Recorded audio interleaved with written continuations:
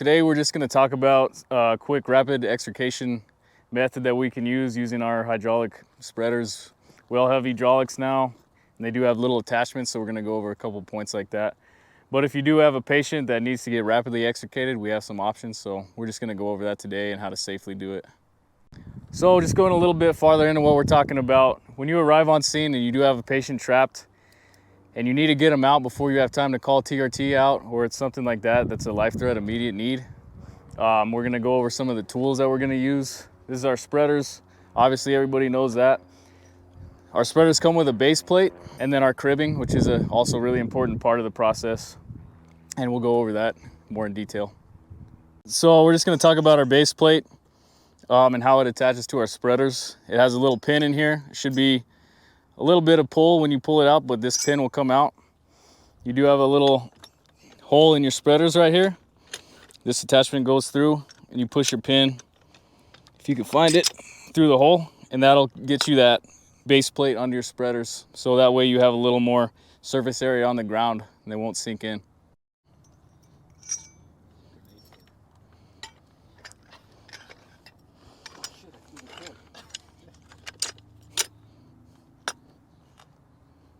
When you get to one of these scenarios, one of these calls, it's going to be a little bit stressful, a little high pace. Make sure you take the time to get your equipment together and stage it, and make sure you have everything you need to perform the lift that you're going to do.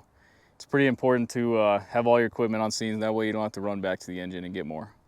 One of the first steps when we get to a call like this is making sure the vehicle doesn't move, so that means chocking the tires. A resource that we can use that's probably not commonly used is going to be the wheel chocks for our engine themselves. When using these, just make sure that they're locked out all the way and that this lever comes past this trigger right here. And then they're set to go.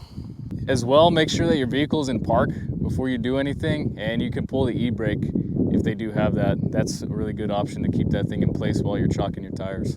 When you're chocking your tires, make sure that you're being aware of the gradient that your vehicle is on and chock the appropriate side. Seems pretty obvious, but make sure that gets done. With the engines, I know that or the trucks rather, they have a little bit of space in the chocks. For this, you don't want your vehicle to move at all, so put them right up against the tire as tight as you can get it and push that thing forward so it doesn't move. Just something to keep in mind, if you do have a vehicle on a flat gradient, it's a good idea to chock both sides of the tires. In a case like this, when we can only get on one side, you can bring this chock, you can go to the front and make sure you get the other side chocked as well. That just limits the movement that the vehicle is going to have when you start lifting it. When we go to start lifting our vehicles, some things to keep in mind is this vehicle, for instance, has a steel bumper and it's probably okay to lift on. A lot of vehicles manufactured today, they have honeycomb or foam bumpers. So you're not going to get that lifting point from a bumper. It's just going to crush. What you do have is usually you got some frame rails that come forward and attach the bumper. So those can be good lifting points. Make sure that when you are lifting, you're not grabbing a piece of suspension that can compress, because then you're just fighting yourself. It's not going to make a lift or a strong hold. So going through and taking a second to find good lifting points is something that's really important as well.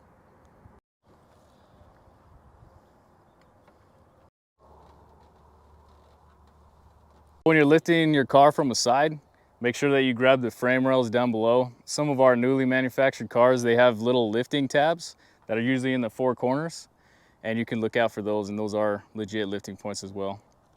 So when we're going to go lifting and cribbing, make sure that you have clear assignments when it comes to that. Have somebody handling the cribbing, somebody lifting, and that somebody's kind of supervising everything going on. Make sure that these guys are communicating with each other as well, the lifter and the cribber. That way we don't have any progress lost when we're moving. Some quick tips when you're cribbing: try not to grab up and down, because as you go, you might be able to smash your hand in there. So grab side to side, leave some space for yourself as you're moving along. Once you max out your wedge, you can kick that out and replace it with a full system, and then get your wedge and continue the move. One more tip: when you're using your spreader, we do have the plate that we attach to our spreaders. Depending on the kind of ground you have, it just depends if that's going to be adequate enough. You might have to put some wood down and try to increase your surface area, but just make sure that you're paying attention to the kind of terrain you're on and if you're gonna need something else to support it. All right, so it's gotta be said, make sure you guys get your appropriate safety equipment on, gloves, helmet. If you're on an extrication, you need your pants and your jacket as well, just to make sure you don't get cut up on something.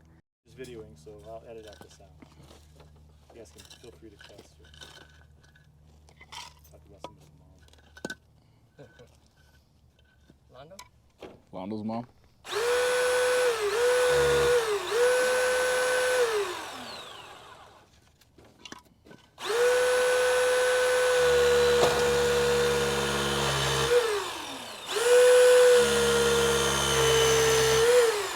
All right, so at this point, if our patient isn't freed yet, our cribbing box is getting a little bit too high. It's actually not a box, it's just cribbing stacked on itself. So what we need to do is build a box.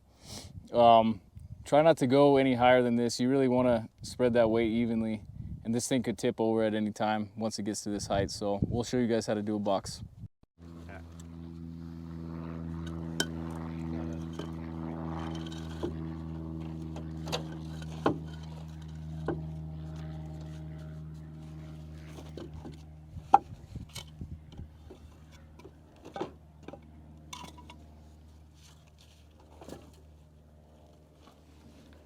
Cool, now we can show them, like,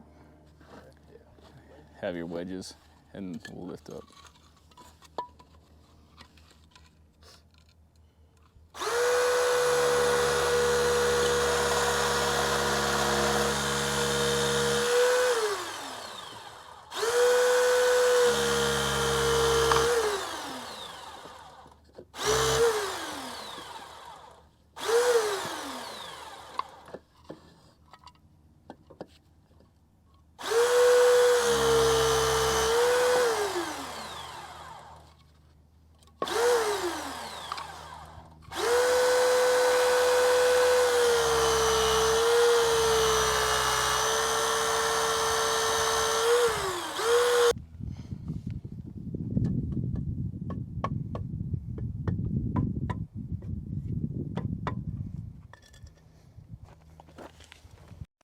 Okay, so here's one of the problems that we ran into using the foot.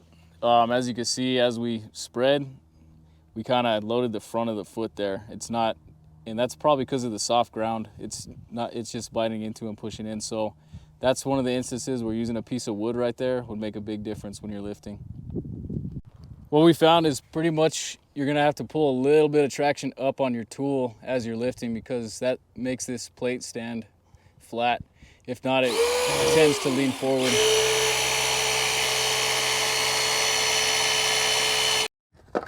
So just a closing statement, this is a really good option for a hasty rescue. Good thing for you guys to do is to activate TRT early. That way, if this fails or we need more lifting power, more equipment, we can get it there as quick as possible. Thanks for stopping by, and as always, stay classy, Las Cruces.